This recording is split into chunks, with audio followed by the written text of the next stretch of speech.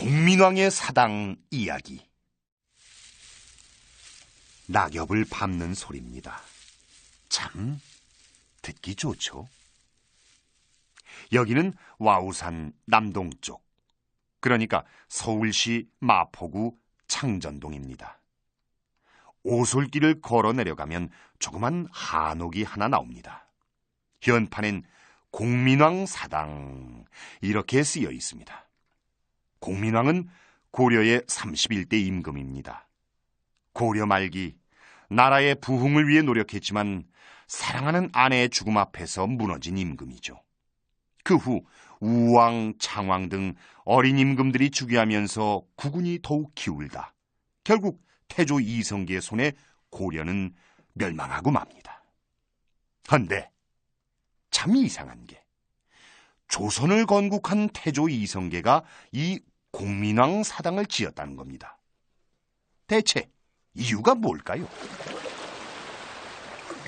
옛날엔 한강을 따라 수많은 세운선들이 올라왔습니다. 세운선, 각지에서 세금으로 바치는 쌀들을 실어 나르는 배죠. 고려는 한강에서 가까운 이곳에 창고를 지어 그 쌀들을 보관했는데 그것이 바로 광흥창입니다. 조선을 세운 태조 이성계는 이 광흥창의 확장 공사를 시작했습니다. 그런데 하루는 그 동네에 사는 한 노인이 이상한 꿈을 꾸었습니다. 머리에 관을 쓰고 흰 관복을 입은 남자가 나타나더니 나는 공민왕이다. 너에게 긴히 부탁할 것이 있어 이리 찾아왔느니라.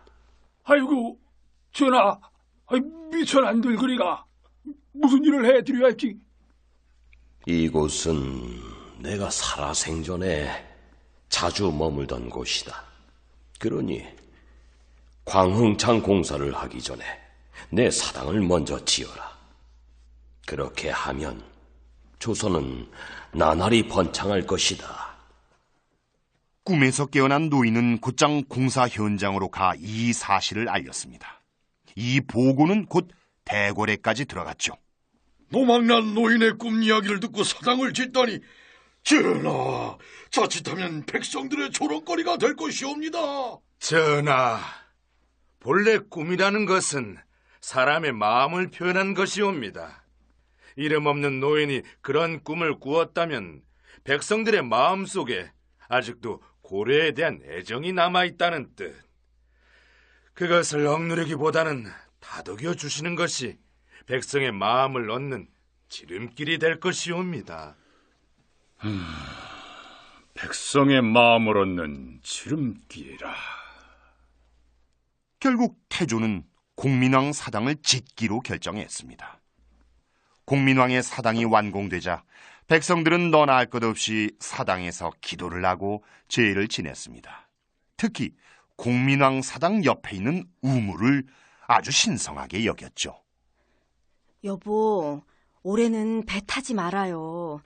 내가 공민왕 사당 우물 앞에서 기도를 하고 봤더니 우물물 색깔이 이상하게 변했어. 아이, 물이 무당이야, 신령이야? 아무튼 공민왕이 말리시는 거니까 타지 말라고요. 이렇게 공민왕 사당은 조선 왕조 내내 백성들과 함께 희로애락을 나누었답니다. 그러다가 조선 말기 국권을 빼앗기면서 이 땅은 일제의 지배하에 들어갔습니다. 그리고 공민왕 사당에도 일본인들의 발길이 늘었습니다. 이곳의 우물물이 영험하다는 소문을 들었던 거죠.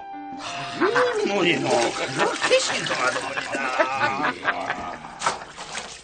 그러더니 어느 날 사달이 났습니다. 이곳의 우물을 마신 일본인 36명이 급사를 한 것입니다. 조선 총독부는 발칵 뒤집혀졌죠. 같은 물이로 마셨는데 조선인은 멀쩡하고 일본인은 죽었다고. 보고가 그렇게 올라왔습니다, 총독각하. 경무국장, 자넨 바보 아닌가? 이게 과학적으로 말이나 되냐고?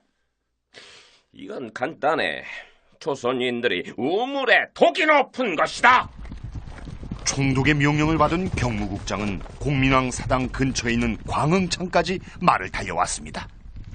대일본 제국 신민들을 독살한 조선장이너 다 체포하라!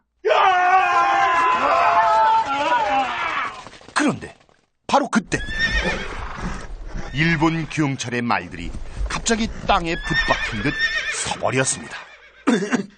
이 마리노 왜 이러는 거지? 오이 마리노 들어! 그러나 말들은 꼼짝도 하지 않고 괴로운 듯 비명만 질렀습니다. 그러더니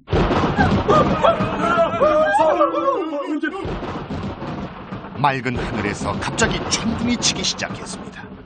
게다가 경무국장님, 저기 공중에는 뭐?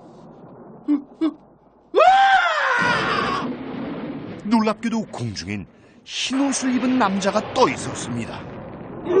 국민왕 전하다! 귀신이다! 우태로 와라!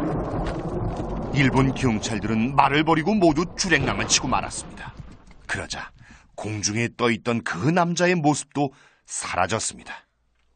세상에, 공민왕께서 우리를 지켜주셨어. 저 사당이 진짜로 계셨던 거구나. 이후 조선 총독부는 더 이상 그 일을 거론하지 않았습니다. 그런데 과연 그날 정말로 공민왕의 유령이 나타난 걸까요? 과학적으로는 논리가 약합니다. 어쩌면 그건 나라를 빼앗긴 조선 사람들이 멸망한 나라의 임금인 공민왕에게 동병상련을 느껴 생긴 이야기일지도 모릅니다. 지금도 공민왕 사당에선 해마다 음력 10월 1일이 되면 제를 올린다고 합니다. 이곳 주민들에게 공민왕 사당은 여전히 마음의 안식처가 되고 있는 것 같습니다. 옛날엔 한강을 따라 수많은 조운선들이 올라왔습니다. 조운선, 각지에서 세금으로 바치는 쌀들을 실어 나르는 배죠.